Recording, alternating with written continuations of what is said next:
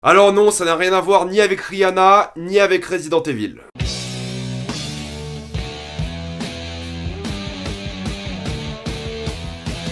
Umbrella Academy. Comme d'habitude, jusqu'à la minute indiquée dans le titre de la vidéo, il n'y aura pas de spoiler, parce que là vous êtes tranquille, après on va tout spoiler. Encore une fois, on est dans le territoire du testing, j'essaie le nouveau décor, la caméra, la lumière, donc c'est encore expérimental. Et non, le lit ne reviendra pas pour la simple et bonne raison que je vais déménager bientôt. Et si tout se passe bien dans un autre pays, entre temps je vais être dans différents endroits et j'ai besoin d'un décor que je peux bouger. C'est pour ça que j'ai un fond vert, c'est pour ça que j'ai une nouvelle caméra, des lumières, un nouveau micro, c'est que j'ai besoin d'avoir un truc modulable que je peux emmener partout. Donc l'ancien décor ne reviendra pas. Tout ça pour dire que Umbrella Academy, c'est vachement bien. Umbrella Academy est l'histoire de ce jour où plusieurs femmes accouchent d'un enfant alors qu'elles n'étaient pas enceintes. Et parmi ces femmes, il y en a 7 qui vont être accostées par un milliardaire qui s'appelle Reginald qui va demander d'adopter leurs enfants car ces enfants ont des capacités spéciales, étranges et des fois complètement ordinaires. Et suite à la mort de ce milliardaire, on va suivre les retrouvailles des enfants qui ont maintenant grandi et leurs différentes personnalités et différents objectifs dont l'un est d'arrêter l'apocalypse. Umbrella Academy est une adaptation d'une série de comics éditée par Dark Horse. Ça peut ressembler un peu à X-Men d'une certaine manière parce que c'est un manoir, c'est un professeur qui essaie d'apprendre à des enfants comment utiliser leur pouvoir, comment s'intégrer dans la société, mais c'est pas du tout une série, à mes yeux en tout cas, une série de super-héros. Ça l'est un peu parce qu'il y a tout ce côté super-pouvoir certes, mais pour moi c'est plus un drama familial et la manière dont ces enfants vont gérer le fait d'être en famille parce qu'ils n'ont pas été ensemble depuis leur enfance. Du coup c'est vraiment les relations entre les personnages qui vont être le cœur de la série. Tout le reste, il n'y a pas trop d'action au final, il n'y a pas trop de super-héros, il n'y en a même pas du tout d'un certain point de vue. Il y a le personnage de Diego qui lui veut être un peu un super-héros et plus ou moins un flic à certains moments, mais un flic avec ses propres pouvoirs parce que lui peut contrôler les objets. S'il jette un couteau par exemple, il peut contrôler la trajectoire du couteau. Par contre c'est marrant parce qu'il peut jeter des couteaux mais il jette jamais autre chose que des couteaux, c'est un peu bizarre. C'est le seul qui a un peu des tendances à être entre guillemets un super-héros. On voit bien la volonté de Netflix de se débarrasser du catalogue Marvel qu'ils ont avec Punisher, Daredevil et de les remplacer par un autre catalogue plus ou moins excentrique parce que c'est pas vraiment des super-héros du coup, c'est juste des personnes qui ont des problèmes, c'est juste une famille qui a des problèmes et c'est vraiment leurs histoires et j'ai vraiment adoré. J'ai adoré parce que c'est pas une grande série du point de vue de la mise en scène parce que c'est bien mis en scène, vraiment l'action est fluide même s'il y en a pas beaucoup. Ce que j'ai beaucoup aimé moi personnellement c'est les lumières, c'est qu'il y a un vrai travail sur la lumière surtout dans le manoir. Le manoir a une vraie vie, même si en dehors du manoir c'est que les lumières sont assez basiques, mais le manoir a vraiment une vie et tu t'y crois vraiment. Mais c'est pas la mise en scène, la photographie, le scénario, l'action qui m'a rendu dingue, c'est les personnages. C'est le genre de série qui est pas incroyable par ses capacités techniques, mais qui est incroyable par ses capacités émotionnelles, au fait. Parce que c'est ça que t'aimes par rapport à cette série, c'est les personnages. T'adores Diego, t'adores Luther, t'adores Allison, t'adores Klaus, t'adores vraiment tout le monde. Et je vais parler des personnages plus en détail dans la partie spoiler, évidemment, parce qu'on a beaucoup de choses à dire. Vraiment, tu t'attaches à ces gens de manière très intime et t'y crois, et c'est ça la force de la série. C'est que c'est 10 épisodes d'une heure et ça se finit vraiment très très vite. Il y a un potentiel de binge assez ahurissant. Et en plus de ça, la série te lâche un cliffhanger, mais de pute, incroyable. La fin, franchement, c'est illégal de la part de Netflix de faire un cliffhanger comme ça. C'est le cliffhanger parfait. C'est vraiment tout ce qu'il faut pour te donner envie de voir la suite. Et en même temps, t'as trop envie de voir la suite maintenant. Donc, si Netflix peut sortir la suite demain, je suis chaud. Ça sortira sûrement l'année prochaine parce que c'est 100% sûr que ça va être renouvelé. Hein. C'est évident. Ce que j'ai adoré, c'est les relations entre personnages. C'est un peu ce côté idyllique à certains moments qu'a la série. Et je peux en parler des heures de ces personnages et je vais le faire en partie spoiler, vous inquiétez pas. Mais c'est vrai que la série, au fait, elle avance tout le temps. Il y a 10 épisodes, c'est assez compact, tu t'ennuies jamais. Il y a aucun moment où c'est long, où c'est chiant, où la série te raconte des trucs inutiles, genre jamais. Ça avance toujours, ça rajoute des événements, ça rajoute des éléments à l'ambiance générale de la série, à l'univers étendu, ça rajoute des trucs à droite à gauche, vraiment tu t'ennuies jamais. Ça rajoute des personnages, il y a beaucoup de personnages. Déjà, il y a les 7 orphelins qui sont là, il y a le milliardaire Reginald qui est là d'une certaine manière, même si en vrai il est mort au début de la série. Il y a la mère adoptive des enfants, il y a Pogo, il y a Léonard, il y a tout un aspect par rapport aux méchants que je vais évoquer en spoiler, il y a tout un délire par rapport à l'apocalypse, il y a tout un délire par rapport au voyage dans le temps, il y a vraiment beaucoup de choses dans cette série, et ça qui est bien, c'est que tu perds jamais de temps, et tu vas directement aux choses importantes. Et les choses importantes, c'est les personnages. Toute cette famille, je les adore, j'en ai pas un que je préfère plus, ils sont tous adorables, ils sont tous attachants, ils ont tous une personnalité, ils ont tous des motivations, des points forts, des points faibles, tu les comprends, tu comprends la famille, ça parle vraiment d'une famille dysfonctionnelle, ça parle parle d'un drama familial, ça parle d'amour paternel, ça parle d'isolement, ça parle vraiment de plein de thématiques qui concernent les enfants et la manière dont les enfants grandissent grâce à ces personnages-là et au personnage de Reginald. J'aime bien le personnage de Pogo aussi, je sais pas ce qu'il fout là, mine de rien, il a pas trop d'utilité au final. Il fait un peu Alfred de Batman d'un certain point de vue, mais il est cool, enfin je le kiffe. Je veux dire, c'est un singe, c'est la chaîne du roi gorille, j'adore. Même les méchants, je les ai trouvés vraiment compréhensibles et attachants, mine de rien. Sauf un personnage méchant que je trouvais détestable, mais c'est un peu son rôle, mine de rien. La série te surprend, il y a des retournements de situation super importants, tu le vois pas forcément venir. La série, elle ose à certains moments des trucs choquants, même si c'est un peu annulé par la suite, on en parlera en spoiler. Ce que j'ai un peu regretté, c'est qu'il y a tout cet aspect un peu médiatique de la chose, c'est qu'on sait que ces gens-là, ils ont des super pouvoirs, mais on sait aussi qu'il y a eu plusieurs naissances, et on n'entend jamais parler des autres naissances de la série, mais tout le côté médiatique des enfants, on l'exploite pas assez, je trouve. Ça ne va jamais plus loin que ça. Pareil pour tout le côté de l'apocalypse, ça va pas plus loin que ça dans le sens où on voit jamais comment Five a survécu dans l'apocalypse, c'est-à-dire que Five est allé dans le futur, il a vécu durant ce temps apocalyptique, et quand tu vois comment l'apocalypse a eu lieu, tu te demandes vraiment comment Five a survécu dans cet élément-là, pendant la période dans laquelle il a survécu, et j'aurais aimé avoir plus par rapport à l'apocalypse, et je suis un peu déçu par rapport à ça, mais sinon, y a rien à dire, c'est une super série Netflix, tu t'ennuies jamais, ça se finit très très vite, ça parle de sujets sérieux tels que la compassion, l'amour paternel, fraternel, ça parle des différences, il faut aimer sa famille quoi qu'il arrive, même si elle est un peu différente par rapport à vous, par exemple. Il y a toute une bande originale composée de classic rock et de rock punk à certains moments, même si à certains moments on a du Nina Simone et du Woodkid, par exemple. Il y a des idées de mise en scène par rapport à la maison, où à certains moments on aura un travelling arrière, et ça va montrer la maison comme une maison de poupée, et au final c'est juste une série méga efficace, avec des personnages super attachants, des personnages adorables que t'adores, des méchants convaincants, tout un monde, un univers étendu bien établi, une belle imagerie, vraiment c'est une série que je ne peux que conseiller, ça va cartonner et ça le mérite largement, donc je vous recommande pleinement Umbrella Academy. Avant de passer en spoiler, pensez à vous abonner à la chaîne si vous avez aimé cette vidéo, mettez un j'aime, ça aide beaucoup la chaîne. Si vous aimez la chaîne, pensez à la soutenir gratuitement grâce au lien dans la description et dans le commentaire épinglé, vous regardez une petite pub et moi ça me fait un peu d'argent. Suivez-moi sur Instagram pour des critiques exclusives, suivez-moi sur Twitter pour toutes les news et on spoil.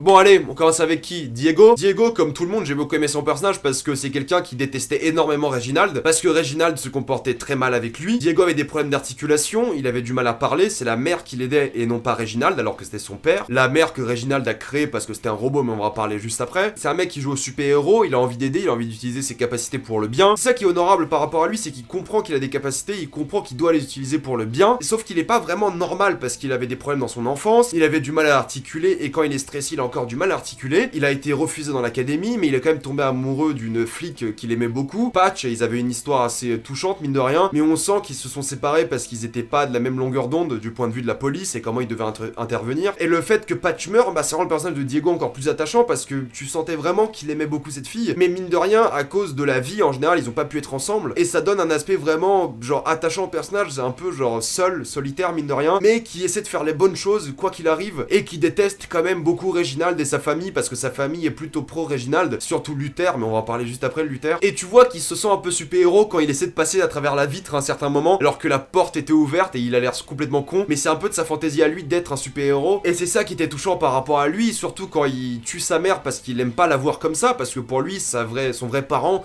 c'est sa mère, alors que sa mère est un robot, enfin tu vois le genre de mec seul dans la vie. Quand il débranche sa mère, c'est très touchant parce que c'est lui qui la tue au final, et quand il revoit sa mère mourir à la fin, c'est encore plus touchant parce qu'il voit sa mère mourir 2 fois quand même. Le seul regret que j'ai par rapport à Diego, c'est qu'on l'a jamais vu utiliser autre chose que des couteaux, par exemple. Je crois qu'on l'a jamais vu faire ça en tout cas. Je chipote un peu, mais c'est le seul défaut à son personnage, je trouve. Mais sinon, c'est un mec assez seul qui vit dans une salle de boxe et qui fait le ménage en échange. C'est un mec qui a jamais vraiment trouvé le bonheur à cause de sa famille, et c'est un mec que moi j'ai adoré. Passe à Allison. Allison qui est une star de film, qui fait beaucoup de films et qui est une célébrité mondiale, même si mine de rien, elle se fait pas souvent reconnaître. Quoique, elle met souvent ses lunettes de soleil quand même. Allison, son pouvoir, c'était les rumeurs. Elle disait une rumeur à quelqu'un et cette personne pensait que c'était vrai. Un pouvoir qu'elle utilise mine de rien assez rarement parce qu'elle se rend compte à quel point c'est manipulateur et qu'elle aime pas ça. Même si elle utilise son pouvoir sur sa fille, parce qu'elle a à certains moments un enfant c'est difficile, et utiliser son pouvoir sur sa fille pour qu'elle se calme, pour qu'elle dorme, pour qu'elle se soulage un peu par rapport à ça, qu'elle ait moins de travail de mère entre guillemets. Je pense que beaucoup de mères l'auraient fait, moi je sais que ma daronne l'aurait fait sans hésiter, merci maman. Mais sinon elle n'a plus le droit de voir sa fille, du moins pas aussi souvent parce que son mari a gagné sa fille en divorce. Elle est divorcée, un peu seule au final, elle s'en veut d'avoir utiliser ses pouvoirs sur Vanya aussi, mais ça on va en parler juste après. Et là, avec Luther, un petit truc, tu vois que vu qu'ils ont été adoptés, ils ont grandi ensemble, ils ont un petit truc ensemble, ils sont un peu amoureux, et ça donne l'une des scènes les plus belles de la série. C'est la fameuse scène de danse entre Luther et Allison. C'est une scène de danse où Luther avait son corps normal, ils étaient dans un parc, il faisait beau, il y avait des lumières, ils dansaient, ils étaient heureux, ils dansent la danse qu'ils n'avaient pas pu danser quand ils étaient petits, ils s'embrassent, enfin c'est un beau moment, c'est vraiment un moment qui donne la pêche, et c'était génial. Et c'est là que la série m'a personnellement convaincu, honnêtement. C'est là que je me suis dit que ça allait être une série qui allait être mémorable, et j'ai vraiment adoré le personnage d'Allison, et cette scène était sûrement la plus belle de la série. On passe sur Luther, du coup. Luther, lui, il a vécu comme number one, c'était toujours le numéro 1 du père, sauf que Reginald a été déçu par Luther, du coup il a envoyé sur la lune, parce qu'à cause d'une mission qui a mal tourné, il a été contaminé par une arme chimique, et du coup il a été changé une sorte d'homme gorille. On aime les gorilles, ici, mine de rien. Et vu qu'il a été changé en homme gorille, bah il a été envoyé sur la lune, c'est pour ça qu'il pensait que c'était le number one d'avoir une mission importante sur la lune, alors qu'en fait Reginald s'est juste débarrassé de lui. Il a été fidèle à Reginald jusqu'à la fin, jusqu'à ce qu'il découvre justement que ses rapports de la lune n'étaient jamais ouverts, et qu'il se sente trahi par Reginald, mais sinon il a été fidèle d'un bout à l'autre. C'était toujours le petit-fils de son papa, il a toujours pensé que c'était le père qui faisait les bonnes choses, même s'il était dur, il faisait ça pour ses enfants, et c'était les bonnes choses à faire. Et c'est vrai que son monde se déconstruit un peu quand il apprend que le père ne pensait pas vraiment que c'était un bon enfant, en tout cas, ou qu'il a été déçu par ça, et t'as tout ce monde qui s'effondre par rapport à lui, et le fait qu'il ait un corps de gorille, singe, ça le rend un peu triste, tu m'étonnes, il peut rien faire. C'est vrai que le seul moment où t'es content par rapport à lui, c'est quand il se lâche en boîte, c'est quand il boit, c'est quand il prend l'extase, c'est quand il est vraiment à poil, il est content, il couche avec une meuf. Là t'es content pour lui parce qu'il vit vraiment sa vie au fait, mais tu te rends compte en même temps qu'il veut pas la vivre comme ça tout le temps, parce que quand même, mine de rien, c'est un gorille, il y a pas de place dans ce monde pour les hommes gorilles. Mais lui aussi on l'adore parce qu'il a ce côté vraiment honnête qui ressort plus qu'autre chose, c'est qu'il est pas parfait mais il essaye de l'être, qu'il essaie d'être le leader mais il y arrive pas forcément, mais il essaye et c'est pour ça qu'on l'aime beaucoup, et il essaye quoi qu'il arrive, même s'il a un corps de merde, même si sa vie c'est de la merde, il renonce jamais, il se bat toujours, et c'est pour ça qu'il est vraiment adorable lui aussi. Et l'une des plus belles scènes aussi de la série, en plus de la scène de la danse avec Allison, c'est la scène où il appelle la fille de Allison, Claire, et il lui parle au téléphone et il lui dit exactement ce qu'il pense de Allison, mais il le dit à la fille de Claire du point de vue d'Allison. Du coup c'est une scène assez touchante par rapport à ça et ça marche plutôt bien. C'est d'ailleurs horrible qu'une actrice perde sa voix comme Allison, on sait pas s'il a définitivement perdu sa voix, mais ça a l'air assez compliqué pour la suite, même si je pense qu'elle va la retrouver. Mais c'était un moyen assez intelligent de la part des scénaristes de pas pouvoir utiliser son pouvoir sur Vanya dans le dernier épisode. Pas de voix, pas de rumeur. On va passer sur Vanya quand même. Alors Vanya, c'est la fille ordinaire, du moins c'est ce qu'on pensait, qui était toujours exclue par Reginald parce qu'elle n'avait pas de pouvoir. Là tu te rends compte à quel point Reginald c'est un fils de pute, c'est qu'il sait qu'elle a des pouvoirs, mais il a quand même exclu de tout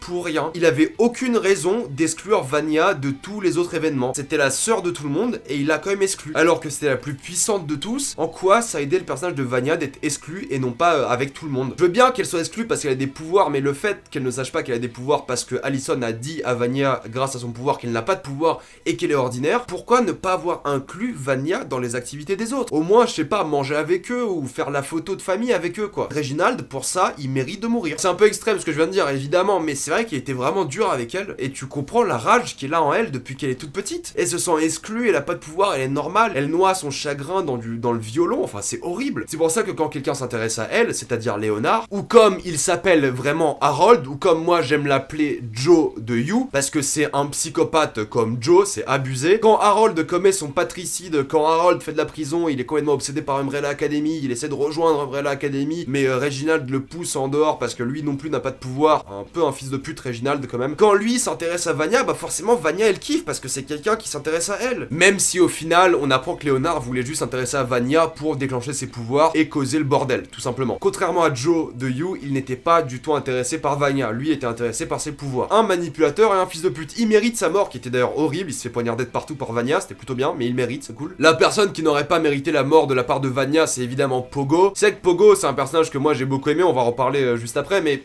il aurait pas mérité d'être buté par Vanya. C'est vrai qu'il a menti par rapport à ses origines, mais honnêtement, Pogo il est trop mignon. C'est vrai qu'elle était vénère, on peut comprendre, elle était un peu possédée par le démon, par le shaitan. À la limite compréhensible qu'il ait tué Pogo, mais c'est un peu dommage et je suis un peu triste. Quand t'as passé un bon moment de ta vie enfermé dans une cellule, c'est vrai que tu dois pas être très joyeuse. Et pareil pour la mère au final on sait pourquoi elle existe, c'est que Vanya tuait toutes les nounous, ou du moins elle blessait toutes les nounous. Et Reginald en avait marre d'avoir des nounous qui étaient blessés ou butés. Du coup il a créé une nounou qui pouvait pas être tuée par Vanya, et à partir de là elle a commencé à manger ses flocons d'avoine. L'existence de la mère même sert à Vanya à la base. La genèse de la mère, elle est pour Vanya, alors que c'est Diego qui s'est plus attaché à elle. Vraiment, Reginald, c'est le pire parent de l'histoire. Là, on est sur un high level total. J'ai envie de parler de Klaus aussi, le fameux Misfits qui est revenu. Klaus, son pouvoir, c'est qu'il voit les morts, c'est un pouvoir horrible, et il voit souvent Ben. Alors Ben, je sais pas à quoi il sert. Ben, c'est juste un mec qui a des tentacules, c'était ça son pouvoir, il est mort. On sait pas trop comment il est mort, on sait pas d'où il sort, on sait pas à quoi il sert, sauf à la fin de la série. Je pense que Ben aurait mérité de plus de développement de personnage, justement, parce que là, au final, il sert juste à aider à certains moments vers la fin de la saison Klaus, et c'est tout. Peut-être dans la saison 2, on aura une backstory maintenant qui peut interagir avec Klaus de manière plus réelle. Peut-être on aura quelque chose de plus significatif par rapport à lui. Mais Klaus, c'est un junkie parce que quand il se drogue, il voit pas les morts. En même temps, tu imagines voir des morts tout le temps, ça va être horrible. Du coup, il se drogue, c'est devenu un junkie à cause de ça parce qu'il veut pas voir les morts. Mais lui aussi, il est adorable et dès le moment que tu comprends qu'il se drogue pour ne pas voir les morts. Parce que quand il voit les morts, tu vois que ça met dans un état pas possible. Même si j'ai beaucoup aimé son histoire par rapport à la guerre du Vietnam où il tombe amoureux de Dave, il a eu son moment un peu Call Me By Your Name qui était très touchant. Et à un moment, il ne se drogue pas et il voit Dave, ça doit être horrible. Vraiment, ça va être horrible de voir quelqu'un qui est mort. Alors oui, ça peut être avantageux parce que tu les vois, ils sont encore là. Mais les voir tout le temps, faut tourner la page à un moment, c'est compliqué, ça doit être horrible. C'est pour ça qu'il se drogue et c'est pour ça que lui aussi il est adorable. Il a envie d'aider, il a envie d'être un mec bien et franchement, tous les personnages ils sont tellement bien écrits. Ils ont tous des raisons d'avoir une vie de merde, mais ils ont tous des raisons d'aider et ils le font et c'est tous des gens vraiment adorables. Et c'est ça qui est bien, c'est que c'est une famille que tu kiffes. Donc ouais, Klaus, l'une des intrigues les plus touchantes aussi, surtout par rapport au Vietnam, par rapport au PTSD, au traumatisme de guerre. Surtout quand il va dans ce bar des vétérans et le vétéran il vient lui dire t'es pas un vétéran, tu le mérites pas. Et Klaus s'énerve parce qu'ils se sont insultés quand même. Klaus, pareil, j'ai complètement adoré. Five, j'ai adoré l'acteur. Alors lui, il m'a bluffé d'un bout à l'autre. C'est un jeune acteur qui joue un vieux de 58 ans en théorie. Five, il s'est barré dans le futur, il a vécu durant 35 ans, 40 ans dans l'apocalypse. On sait pas comment, j'aurais aimé voir ça un peu plus développé d'une certaine manière. Five, ce qui est intéressant, c'est qu'il voyage dans le temps, dans le temps et l'espace. Et ce qui marche bien, c'est que Five, lui, il a été contacté par une agence qui s'occupe de tous les problèmes temporels et qui s'occupe de garder un scénario strict par rapport au temps. Et donc Five les rejoint, travaille pour eux. On apprend donc que Five est à l'origine de l'assassinat de Franz Ferdinand qui déclenche la Première Guerre mondiale, de l'assassinat de Staline alors que Staline n'a pas réellement été assassiné, mais soit, et de l'assassinat de Kennedy, même si au final il n'a pas tué Kennedy, mais il devait être à l'origine de ça. Donc j'ai bien aimé l'histoire avec le management du voyage dans le temps, surtout avec Gloria je crois, ou peut-être elle a pas de nom, je crois que dans les sous-titres il y avait marqué management à chaque fois. Gloria qui joue un rôle vraiment comme quelqu'un qui va embaucher quelqu'un d'autre, un employeur qui va embaucher quelqu'un avec la retraite, la sécu, c'est d'ailleurs un truc qui est dit dans la série, c'est que on t'embauche, on donne de la sécu, la retraite, un bureau, tu seras bien content. Et il y a une manière très corporative au voyage dans le temps, et c'est logique parce que dès que tu as une organisation qui voyage dans le temps, il faut organiser tout ça, pour le coup, genre de manière hiérarchique. J'ai bien aimé tout le rapport par rapport au management, j'ai bien aimé que Five soit vraiment motivé à arrêter l'apocalypse parce que lui, il croit, tout le monde lui dit que c'est pas possible, mais lui, il croit. Et j'ai bien aimé l'histoire par rapport à Hazel et Chacha, où tu vois justement que les deux sont différents. D'un côté, t'as Hazel qui veut avoir une vie normale, il en a marre d'être ce chasseur de primes du temps, et Chacha qui veut juste faire son travail à fond, quoi qu'il arrive. Donc Five, pareil, encore une fois, tu comprends ses motivations, tu sais qu'il veut sauver l'apocalypse, même si on lui dit que c'est impossible, et t'adores ça. Et ça fait de lui le dernier membre de la famille que moi, j'ai complètement adoré. C'est le problème, c'est qu'ils sont tous beaucoup trop attachants ces personnages. C'est pas un problème, mais j'ai envie de voir la suite maintenant, c'est ça qui est chiant. J'espère quand même que dans la saison 2, on aura plus de développement sur Reginald, de comment il est venu, de sa femme qui est morte et qui jouait du violon et qu'il a donné à Vanya. De Pogo, j'aimerais bien savoir qui il est réellement, d'où il vient. Donc j'aimerais bien que ça développe un peu plus tout cet aspect-là, même si Reginald c'est le pire fils de pute de la planète, le pire père de tous les temps. Il y a plein de scènes que j'ai beaucoup aimé aussi, la danse dans l'épisode 1 où toute la famille danse sur la même musique. Tu sens qu'ils sont connectés par rapport à ça, même s'ils sont un peu, de ce point de vue-là, un peu formatés par rapport à ça. J'ai adoré la scène où Klaus se fait torturé, mais ça l'excite. Et j'ai évidemment adoré la fin, l'épisode 10, on va en parler tout de suite. Donc on apprend que Reginald était au courant de l'apocalypse. On sait pas comment il est au courant par rapport à l'apocalypse, mais on sait qu'il était au courant. Il le dit à Klaus quand Klaus se cogne la tête et il meurt pendant quelques minutes. Et Reginald se suicide pour que la famille soit de nouveau unie. On se rend compte dans l'épisode 10 que Vanya est l'origine de l'apocalypse. Vanya est beaucoup trop puissante et émotionnellement instable, du coup elle veut faire son concert, mais en même temps elle va détruire le monde entier. Du coup toute la famille se soude et vont essayer de descendre Vanya, même si au final par le plus grand des amours, Allison décide de ne pas tuer Vanya et de l'épargner, ce qui cause quand même l'apocalypse parce que d'une certaine manière il y a un rayon de la mort qui sort d'elle et qui détruit la lune. Heureusement que Luther n'y était pas, mais ça fait tomber des météorites qui détruisent le monde entier, et c'est à ce moment-là que Five décide de voyager dans le temps avec tout le monde. C'est ça que je me dis que Pogo sera peut-être de retour et que tout le monde sera un peu de retour, quoi qu'il arrive, parce que là tout le monde est mort donc ça a l'air compliqué. Le message, je l'ai beaucoup aimé, c'est d'aimer sa famille quoi qu'il arrive et d'aimer les gens un peu différents. Le message était fort et surtout avec la tenue blanche de Vanya qui symbolise la pureté, évidemment. Ce que j'ai moins aimé dans cet épisode, c'est les effets spéciaux dégueulasses sur Ben. Alors j'ai compris que c'était un choix artistique sur le fait sur les tentacules, tout ça, de l'avoir un peu en mode bleu pour dire qu'il est mort, il est pas réellement là, mais c'était ignoble. Ils ont foutu tous les effets spéciaux dans l'apocalypse, c'est tout. Et j'ai pas compris comment un chacha qui sort d'un accident de voiture arrive à faire du taekwondo après, c'était un peu compliqué. Elle se casse la gueule, puis après elle affronte quand même Diego, c'était un peu surréaliste à mes yeux. On voit donc qu'ils vont remonter dans le temps et on suppose qu'ils vont remonter à l'époque où ils étaient tous gamins, et ils vont donc revoir Reginald et tout le monde, et ils vont revivre les scènes enfants, mais avec leur capacité d'adulte. Ça sera comme Five et ses 58 ans, sauf que là ça sera tout le monde qui aura le même âge mental, mais dans un corps d'enfant. Donc j'ai hâte de voir la suite, vraiment très très hâte, c'est une série que moi j'ai adoré. Cette année Netflix pour l'instant il gère au niveau des séries, c'est addictif, c'est bien foutu, c'est génial. Mettez-moi dans les commentaires si vous avez adoré Umbrella Academy, pensez à vous abonner à la chaîne si vous avez aimé cette vidéo, mettez un j'aime, ça aide beaucoup la chaîne. Si vous aimez la chaîne, pensez à la soutenir gratuitement grâce au lien dans la description et dans le commentaire épinglé, vous regardez une petite pub et moi ça me fait un peu d'argent. Suivez-moi sur Instagram pour des critiques exclusives, suivez-moi sur Twitter pour toutes les news et salut à tous.